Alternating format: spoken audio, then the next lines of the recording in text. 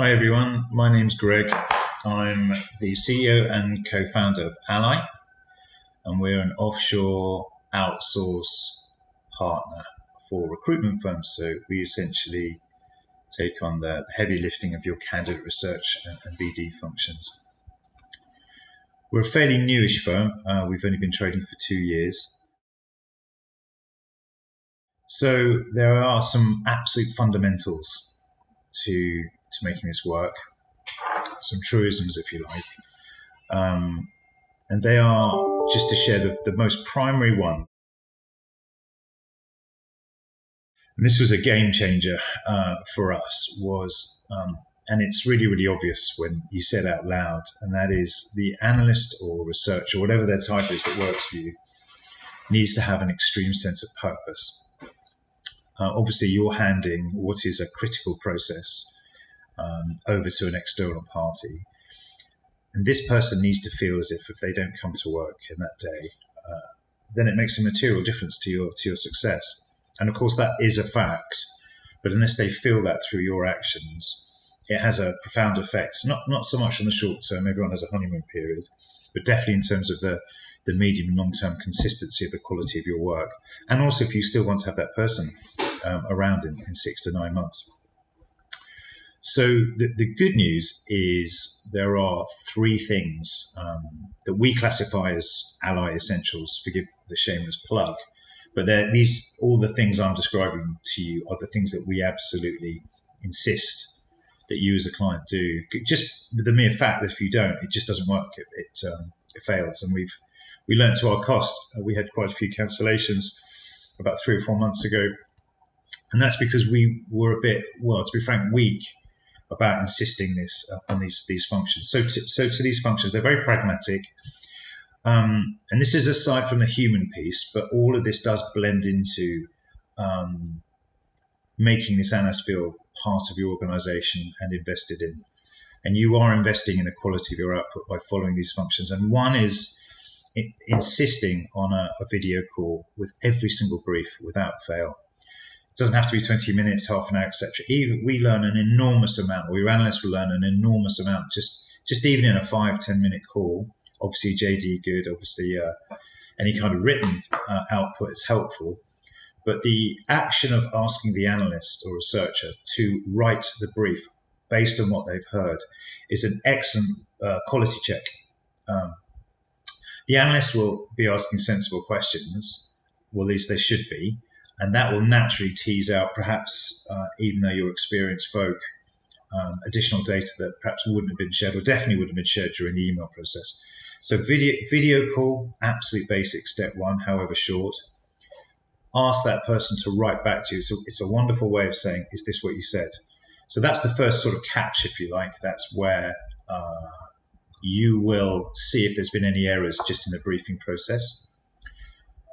We personally at Ally, we will not move on to the next stage until you've signed off on that brief. It's just 3 or 4 minutes, just checking, see if it's the meeting that you had. Once that's done, I would insist, if I was you, with your partner, whoever it is, to have them send you some, we call it benchmarking profiles. I heard a good expression the other day, range finders. It's the same as the brief process, except from a profile. So this is where your analyst is saying, is this what you said, client, but on a profiles basis? This particular step that I'm describing right now is the absolute game changer in terms of the quality jump. We personally won't move to the next stage until the client's given us this particular feedback.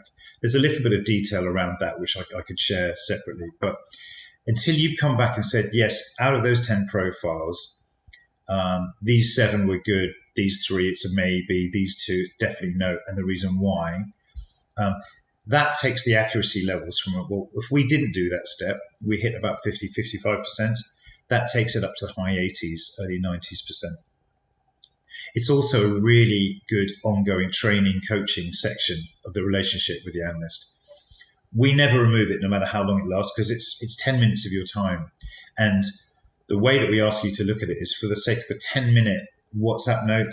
So it could be very light touch. You can do written, if the written word's your thing. But you're talking about empowering analysts for another entire, say, day and a half, 2 days, maybe 3 if it's a big map, getting it right. And the reverse is true if you don't. You're looking at wasting your analyst time. So they feel a bit upset that they've let you down.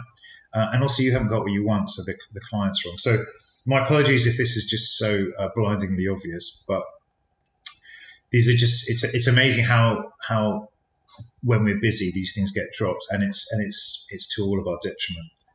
And then the final step, so those are the two basic steps. And then the final step, again, I would absolutely have a once a week check-in with your analyst, with a team lead, a senior person, ideally, if that's the model that they do. Obviously, we do. And that's just one big question: what went well and what didn't? So that's your chance to have a review of all the projects.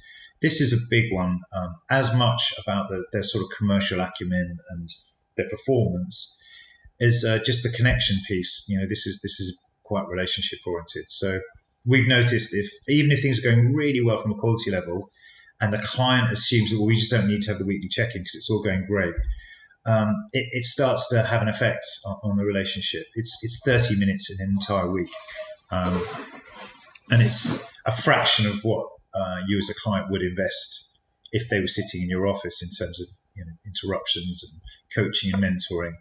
But these are my essentials. They're absolute fundamentals, and they can be missed, and it can give the illusion of, well, we're okay, but you will see a denigration in quality over time if you don't.